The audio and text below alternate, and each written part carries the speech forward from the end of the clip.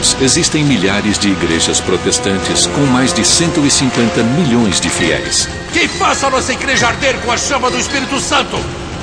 Os cultos variam de diversas maneiras, mas todos têm origem no mesmo livro, a Bíblia. O Evangelho de Nosso Senhor Jesus Cristo, segundo Mateus, capítulo 5. Nos dias de hoje, não paramos para pensar que qualquer pessoa pode ler a Bíblia e interpretá-la à sua maneira. Mas não foi sempre assim.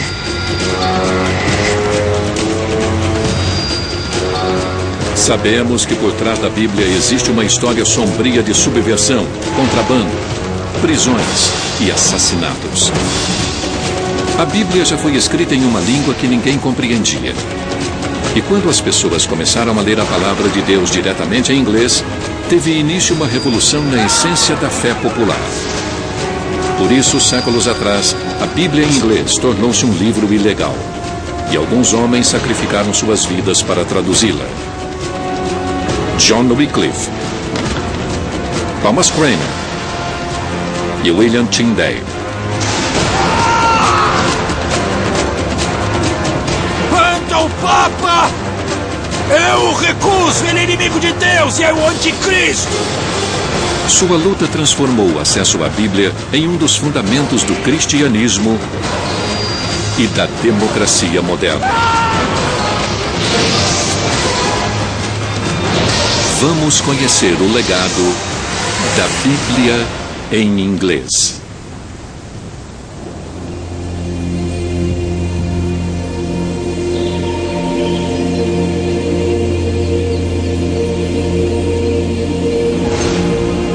Pai nosso que estais no céu, santificado seja o vosso nome. Atualmente, cada nação tem sua própria versão da chamada Palavra de Deus. Venha a nós o vosso reino. Seja feita a vossa vontade, assim na terra como no céu. Porém, as línguas originais da Bíblia foram o hebraico e o grego antigo. O pão nosso de cada dia nos dai hoje.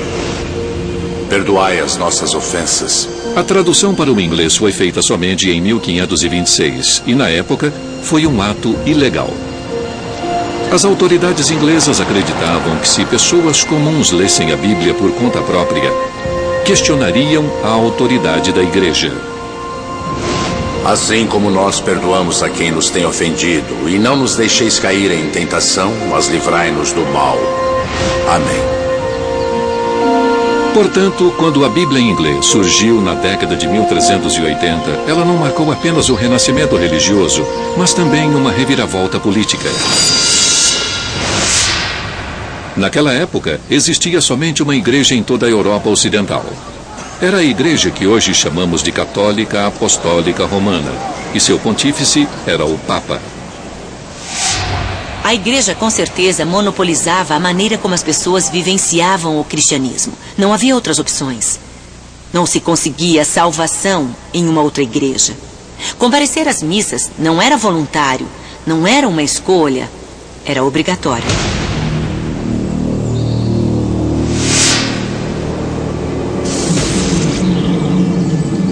Mas em meados do século XIV, uma série de acontecimentos drásticos começou a destruir o velho mundo.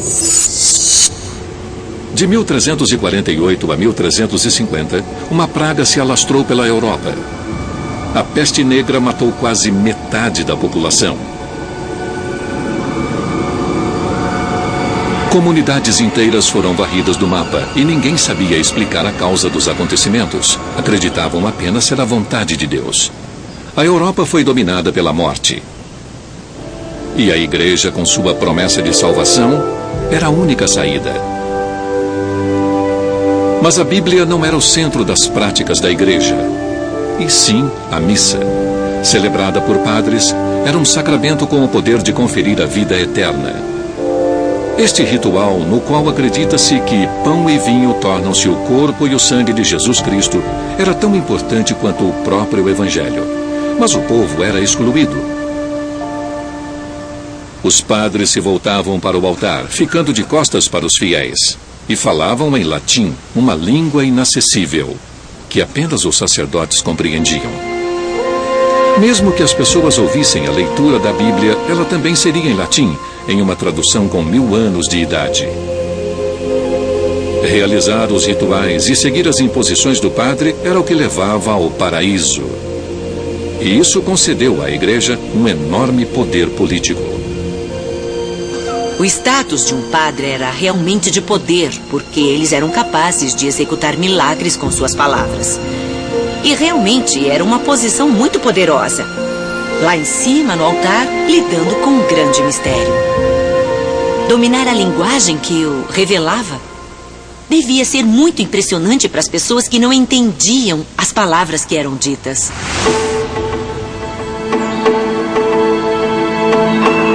Porém, na década de 1370, um inglês desafiou toda esta autoridade.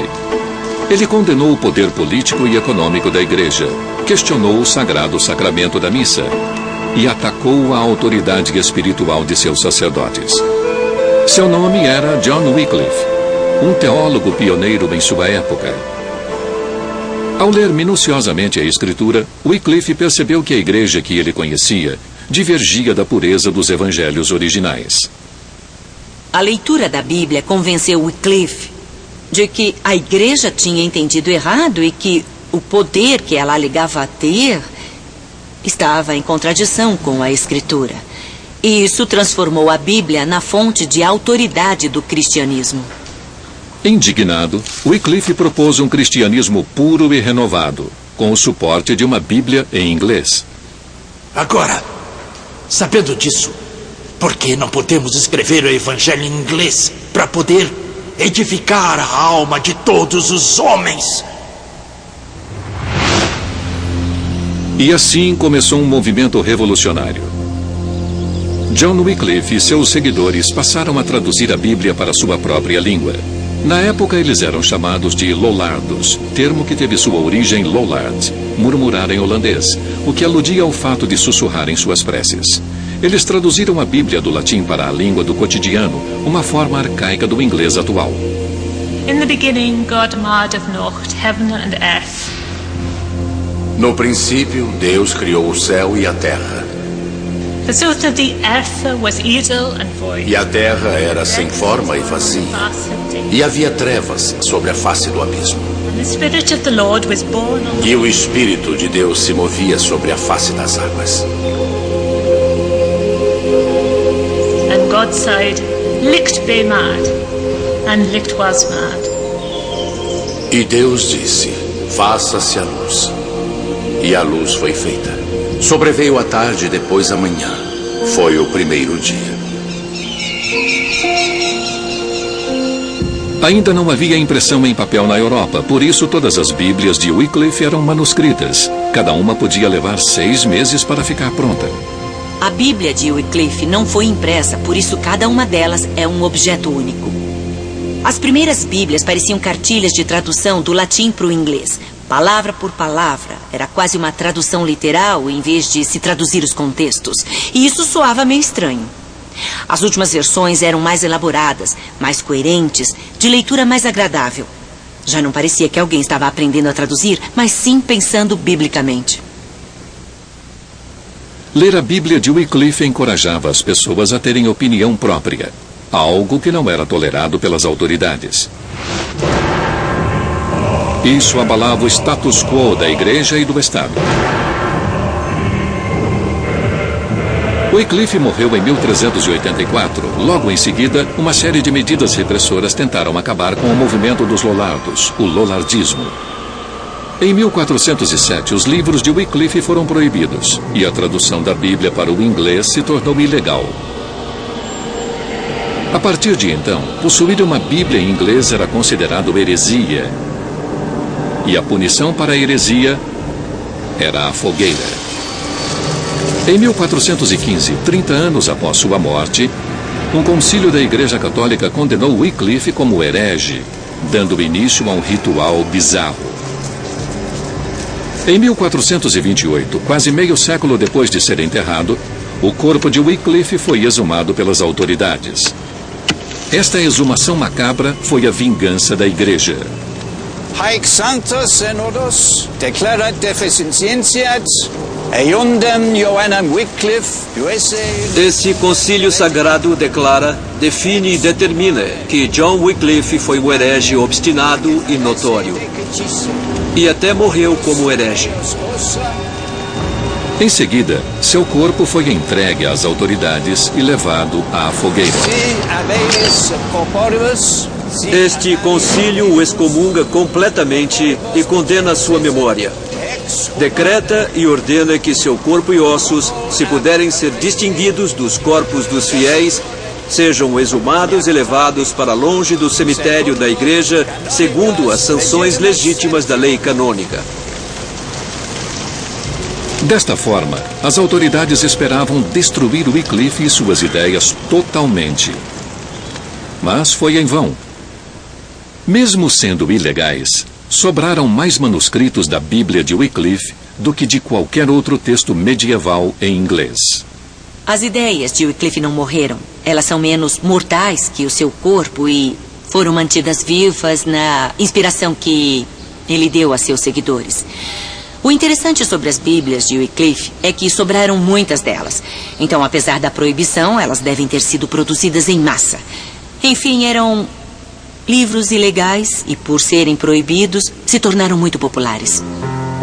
A Bíblia de Wycliffe circulou secretamente entre os lollardos nos 100 anos seguintes, apesar da proibição. Mas a Igreja Católica ainda tentava controlar a vida religiosa dos ingleses. De tempos em tempos, os bispos conduziam uma purgação e percebiam que as ideias de Wycliffe estavam longe de serem esquecidas. Em um caso de 1506, 60 pessoas foram presas em apenas um vilarejo e 2 foram queimadas como hereges.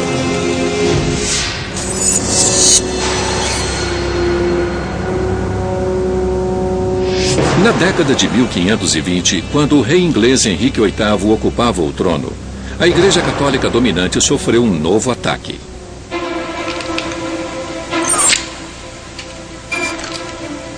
Era cada vez mais difícil censurar o pensamento livre. Toda a Europa vivia o alvorecer da Renascença. Descobridores haviam chegado às Américas. Astrônomos estavam criando novos mapas das estrelas. Ocorria uma revolução nas artes e na literatura, e o conhecimento sobre a Bíblia alcançava novos patamares. O surgimento da impressão havia aumentado o número de livros em circulação. Novos manuscritos foram descobertos e melhor compreendidos. Isso aprimorou intensamente o estudo de línguas antigas, como hebraico e grego, nas quais a Bíblia foi originalmente escrita. Em 1515, tudo isso culminou em uma edição revolucionária do Novo Testamento. Era uma publicação dos evangelhos gregos originais em uma nova tradução e mais cuidadosa para o latim. Finalmente, os cristãos instruídos de toda a Europa puderam ler as palavras originais dos apóstolos. E esta nova tradução revelou que a Bíblia em latim, tida como oficial pela Igreja Católica, continha inúmeros erros. Essa edição foi importantíssima. O Novo Testamento é grego em sua essência, e outro texto era uma tradução. O impacto foi colossal.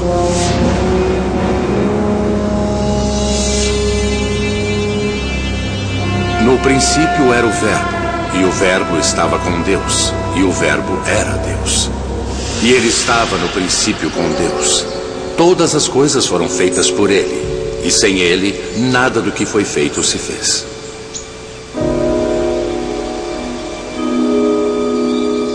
A nova edição do Novo Testamento grego serviu de inspiração para um jovem estudioso chamado William Tyndale. Ele nasceu em 1494 e é o responsável pela maior parte da tradução da Bíblia em inglês conhecida hoje.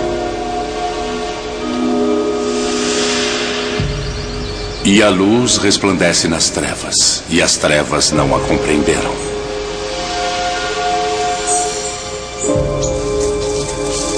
Tyndale abominava a proibição da Bíblia em inglês pela Igreja, porque criava uma barreira entre os fiéis e a palavra de Deus. Quem é tão cego a ponto de dizer que não pode ver a luz e anda na escuridão? Para ele só resta errar.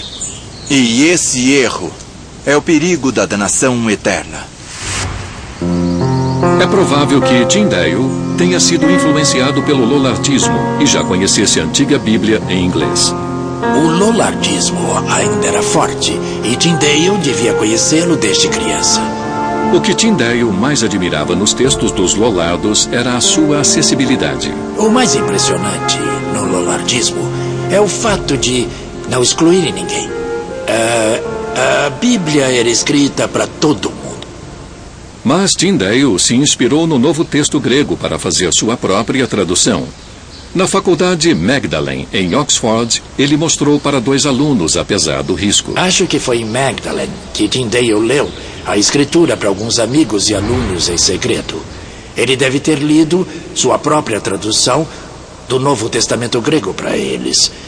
E acredito que sua missão começou com a chegada do Novo Testamento grego.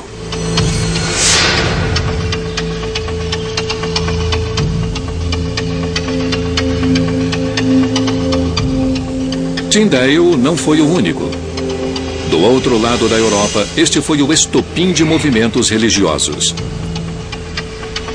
O maior deles eclodiu em Wittenberg, na Alemanha. Lá, um monge chamado Martinho Lutero havia estudado o Novo Testamento minuciosamente, assim como Wycliffe.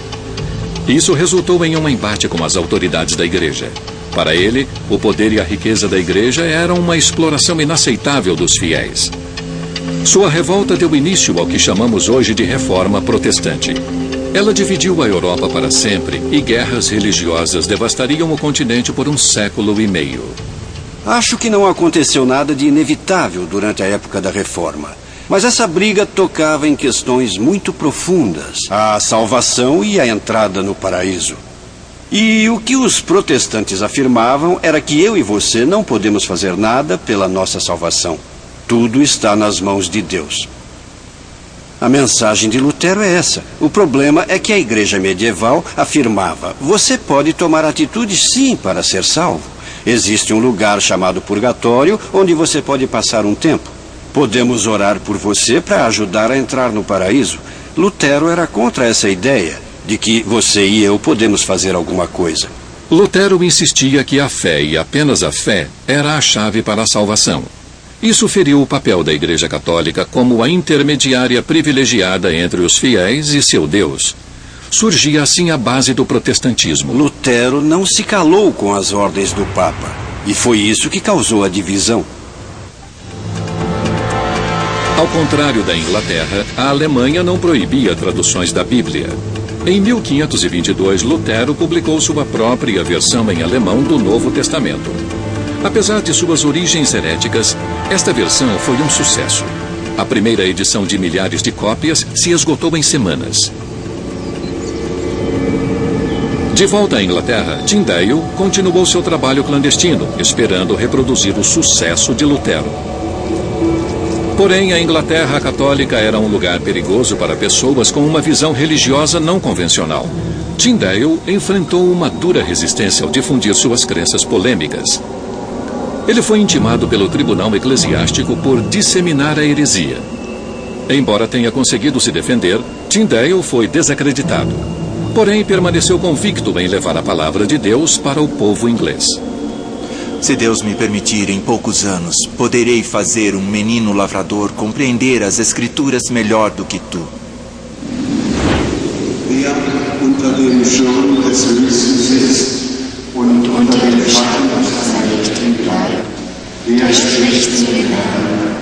Na Alemanha, os protestos de Lutero foram apoiados pelo líder local. Na Europa Católica, Wittenberg se tornou um refúgio da Reforma, uma cidade onde as missas e a Bíblia adotaram a língua nativa. Mas na Inglaterra, tamanha aprovação estava fora de cogitação. No entanto, em 1524, Tyndale saiu do país decidido a publicar sua versão. Não se sabe ao certo para onde ele foi. A Alemanha era o destino mais provável.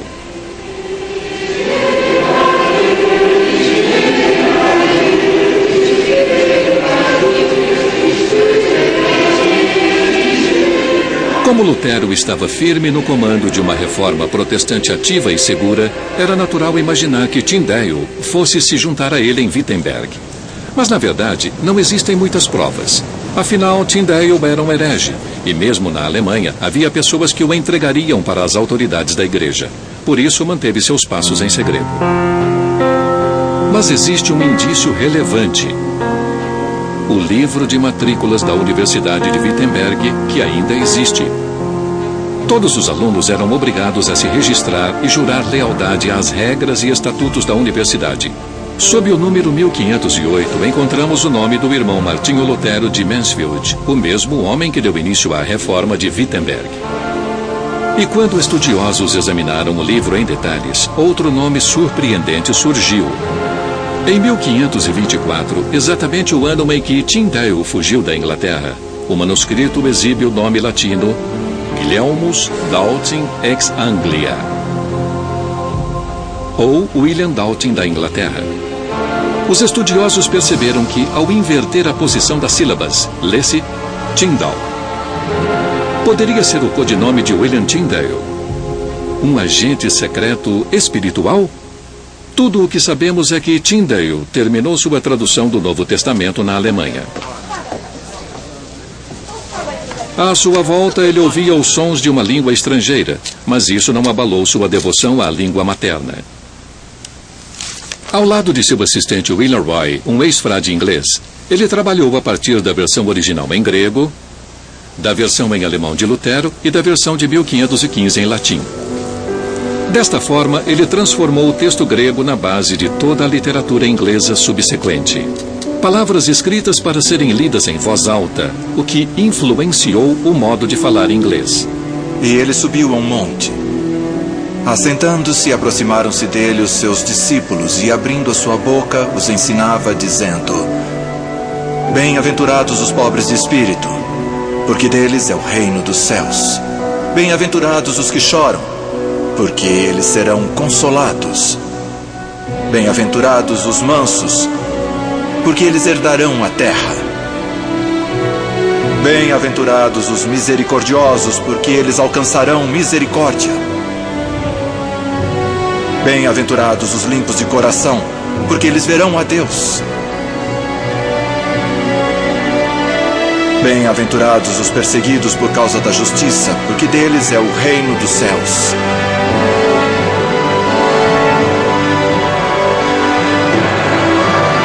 A linguagem usada por Tyndale foi revolucionária. Seu estilo era simples e ele enfatizava a fala do dia a dia dos ingleses, natural e direta.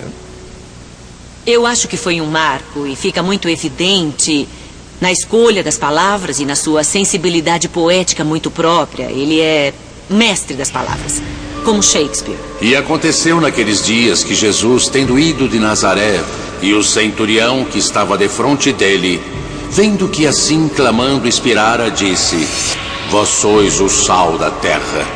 Não tendo eles lei, para si mesmos são lei.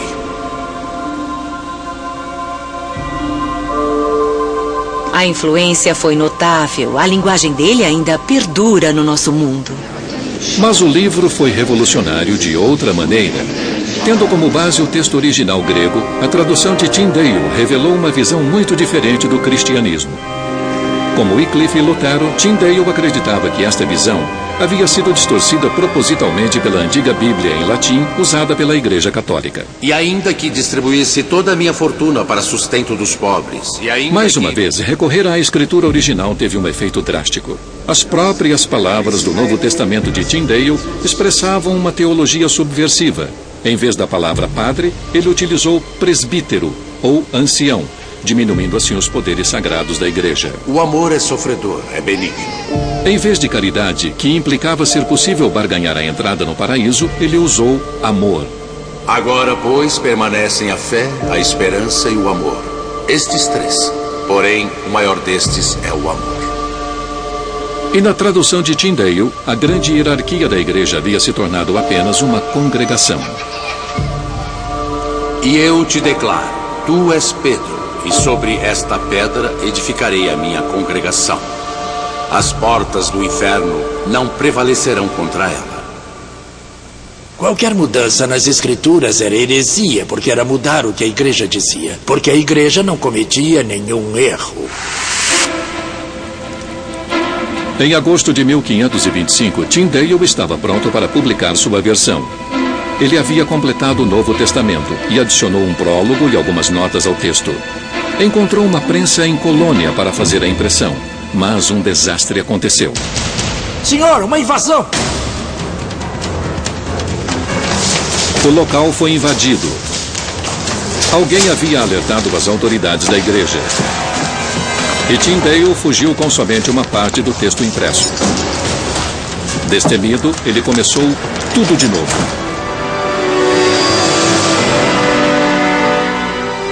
Finalmente, em 1526, Tyndale publicou seu Novo Testamento, que daria início a uma revolução.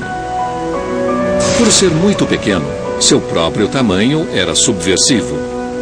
As Bíblias da igreja eram livros grandes, mas o Novo Testamento de Tyndale resultou num livro bem pequeno. Quando foi idealizado, era um livro perigoso, por isso o tamanho menor, para poder ser escondido. Mas ele também cabe nas mãos, e o fato de ser tão portátil o torna parte do dia a dia da pessoa.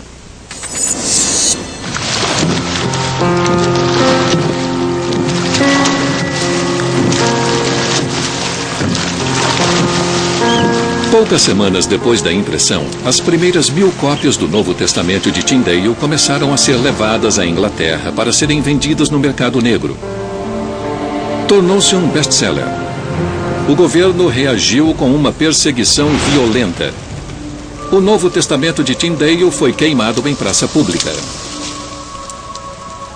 Logo, as chamas não estavam apenas engolindo livros, mas também pessoas. Diz Paulo em Romanos: porque eu não me envergonho do Evangelho de Cristo. Pregadores que difundiam a palavra para grupos de transeuntes foram presos e levados à fogueira.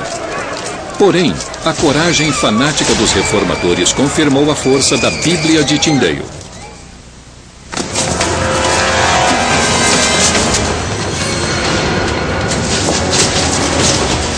Após 12 anos de fugas, os inimigos de Tyndale finalmente o apanharam. Até hoje não se sabe quem subornou Phillips para entregar o tradutor herege às autoridades. Mas não há dúvidas de que o plano foi traçado na Inglaterra. Acredito que seu grande inimigo, na Inglaterra, era o novo bispo de Londres, John Stokesley. E acho que Stokesley estava no comando de um homem detestável, Henry Phillips, que preparou a emboscada. Phillips escreveu para todos dizendo que precisava de dinheiro e Stokesley deve ter descoberto e o contratou. Tyndale foi levado da Antuérpia para um castelo perto de Bruxelas, na Bélgica. Ele ficou em uma solitária por mais de um ano, longe até mesmo de sua amada Bíblia. A partir dali, o homem com o maior domínio da língua inglesa, na minha opinião, depois de Shakespeare, ficou sem ouvir sua língua por 500 dias. Falavam flamengo ou latim. 500 dias sem luz, sem livros, sem nada. Ele nunca duvidou de sua fé. Em outubro de 1536, enfrentou sua última provação.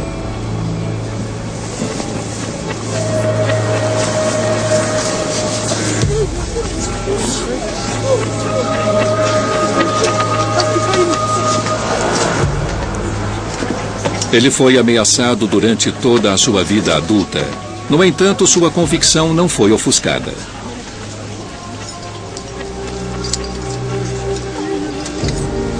Até o fim, sua vontade era levar a Bíblia aos ingleses. Senhor, abra os olhos do rei da Inglaterra!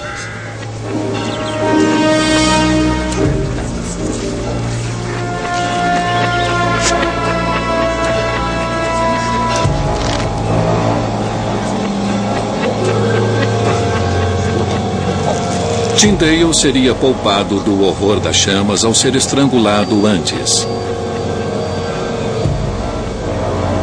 Mas quando o fogo se ergueu ao seu redor, ele recobrou a consciência. O serviço havia sido mal feito.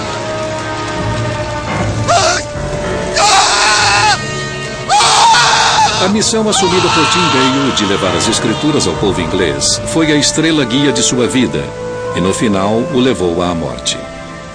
Mas, incrivelmente, poucos meses depois que ele morreu, o povo inglês finalmente teve acesso à Bíblia que ele tanto queria ter disseminado. Houve uma reviravolta inesperada.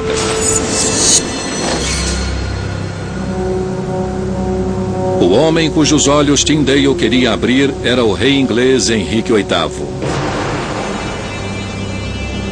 Hoje, o rei é lembrado por suas 6 esposas. Henrique precisava de um herdeiro com certa urgência, e sua primeira rainha não conseguiu gerar um filho. Ele precisava se divorciar, mas o Papa não consentia. Henrique não tinha uma boa representação em Roma. E por isso a igreja não ia lhe conceder a anulação. Se a igreja não lhe concedesse um divórcio legal, ele teria que achar uma igreja disposta a isso. A reação de Henrique foi perturbadora. Ele se apoderou da igreja inglesa. Por toda a Inglaterra, é possível ver as ruínas da Igreja Católica medieval. São ruínas de mosteiros fechados por Henrique VIII após o rompimento com Roma. Elas são um símbolo permanente da revolução que atingiu a Inglaterra na década de 1530, depois da apropriação da igreja por Henrique VIII. O braço direito do rei, encarregado da transformação, foi o arcebispo de Canterbury, Thomas Cranmer. Mas a meta de Cranmer ia além do divórcio do rei Henrique e até da criação de uma igreja nacional. Ele queria que a Inglaterra se convertesse aos ideais protestantes.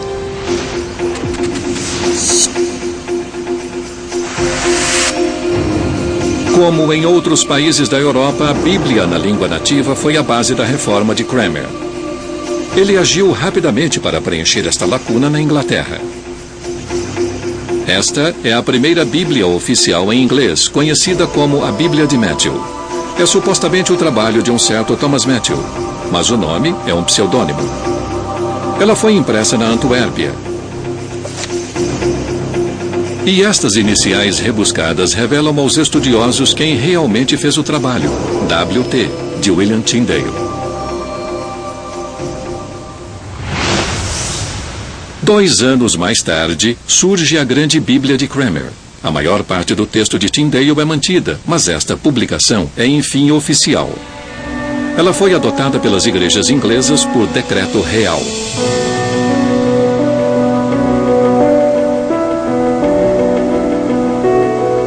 Toda a paróquia do país foi obrigada a comprar uma, e o arcebispo Cranmer estimulava publicamente sua leitura.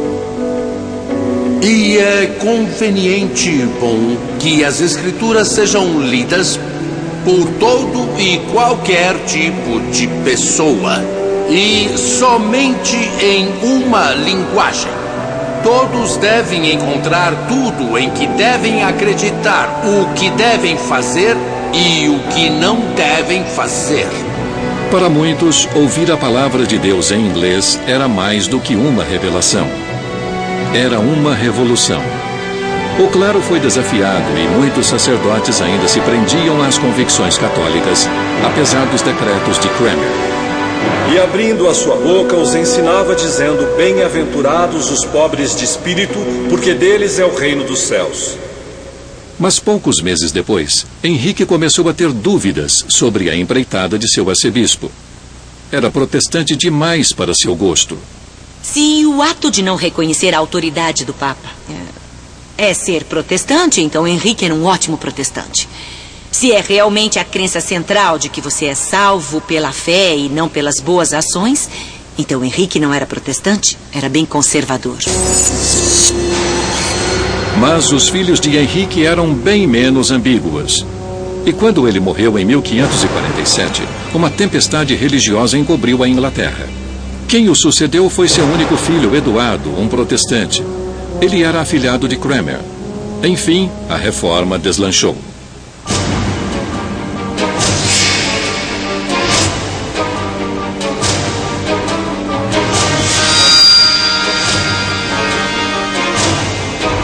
Mas apenas 5 anos depois, o rei Eduardo morreu e foi sucedido por sua irmã Maria, uma católica fervorosa.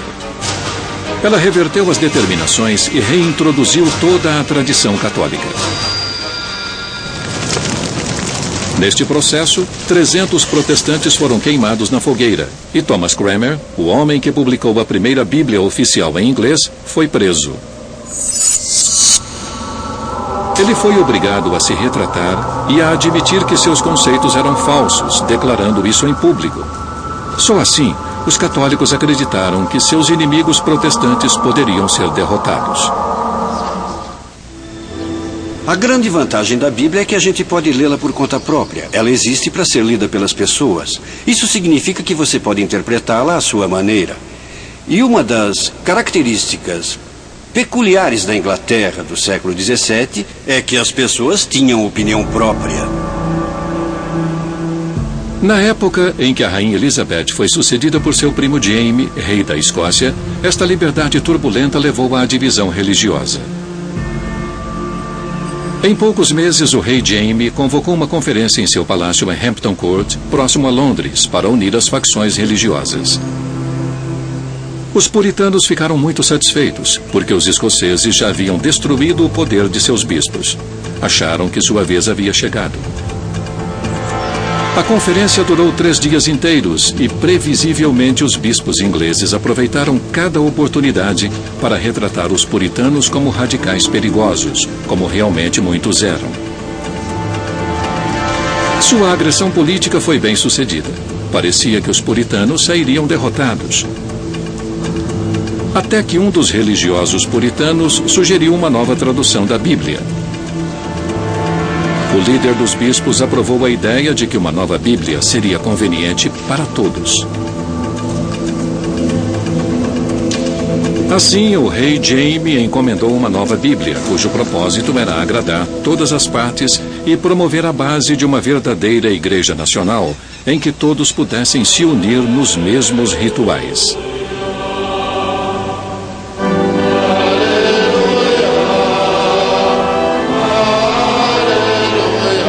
Mas alguns puritanos ainda consideravam abomináveis os rituais e bispos do anglicanismo. Eles insistiam em frequentar uma igreja própria. E como no caso de Tyndale, isso só seria possível se saíssem do país. Eles cruzaram o Atlântico rumo à América e ficaram conhecidos como os Pais Peregrinos. A comunidade que formaram em New Plymouth, em 1620, inspiraria a criação dos Estados Unidos.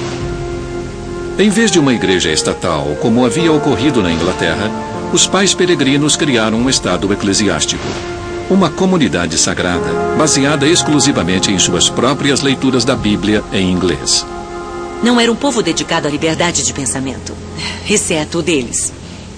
Eles queriam fundar uma igreja que fosse tão central no funcionamento da sociedade quanto a igreja anglicana na Inglaterra.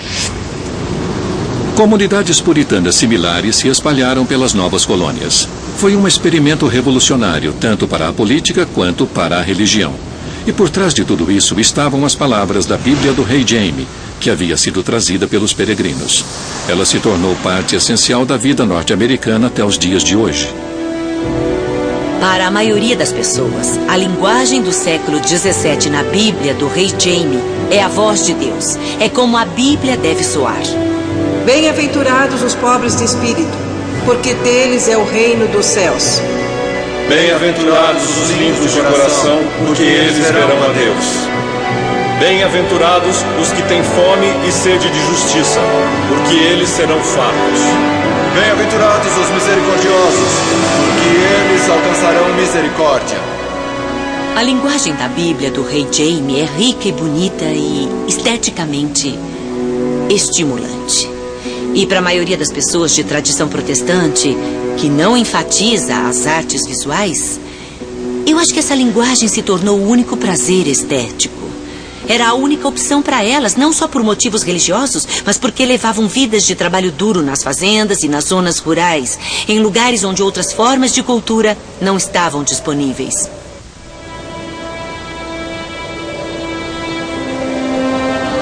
A experiência da região da Nova Inglaterra nos Estados Unidos dependia de um entusiasmo contínuo pela Igreja e pela Bíblia. E por volta da década de 1730, a convicção religiosa e o entusiasmo dos primeiros colonizadores esfriou em toda a área. E então ocorreu um acontecimento extraordinário.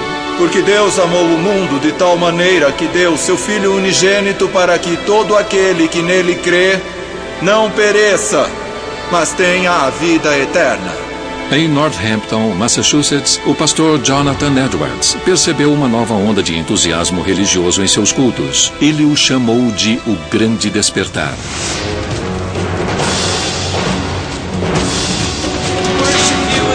Seus efeitos ainda ecoam nas igrejas de hoje. Percebe-se uma nova ênfase na experiência religiosa e emotiva, nascida do poder transformador da Palavra de Deus. Eu não estaria aqui hoje se não fosse a presença de Deus na minha vida. Com sua misericórdia e sua graça, Ele abençoou o meu caminho. Eu chego lá. Mas o ressurgimento deste fervor era forte demais para se limitar às igrejas que já existiam. Estimulados pelo calor do entusiasmo religioso, alguns fiéis fundaram suas próprias igrejas, deixando de lado as antigas igrejas puritanas menos fervorosas.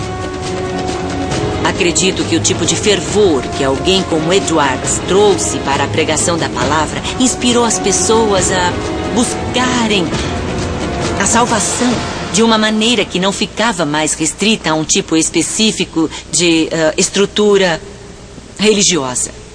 E aí, o que surge é um tipo de emoção descontrolada, centralizada nas escrituras, usando a Bíblia como um roteiro.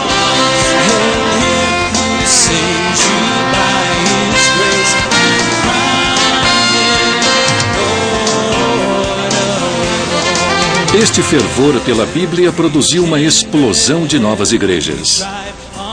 Presbiterianas, batistas, anabatistas, metodistas, luteranas, congregacionalistas, episcopais, ciência cristã, anglicanas, adventistas, de testemunhas de Jeová, unitarianas. 400 anos após a morte de Wycliffe, os norte-americanos aprenderam uma lição. Tanta diversidade impossibilitou a ideia puritana de um Estado eclesiástico.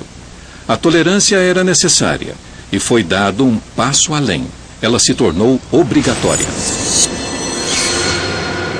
Deus Todo-Poderoso criou a mente livre, disse Jefferson. E a Constituição dos Estados Unidos insiste na separação total entre igreja e Estado e garante a liberdade de expressão. A primeira emenda continua importantíssima até hoje. O direito de discordar sobre algo tão essencial quanto a interpretação da Bíblia tornou-se ponto pacífico. Esta discordância é fundamental para a democracia e é parte essencial das liberdades que todos esperam ter. Estas liberdades começaram a surgir em território inglês há mais de 600 anos. Como Jefferson, os primeiros reformadores escolheram confiar nas pessoas e buscaram autoridade espiritual, não na igreja, mas na Bíblia e na consciência individual. E este é o legado a todos os povos, não só os que têm o inglês como língua materna, não apenas protestantes, nem apenas cristãos seguidores da Bíblia. Liberdade de escolha, liberdade de consciência e liberdade de expressão.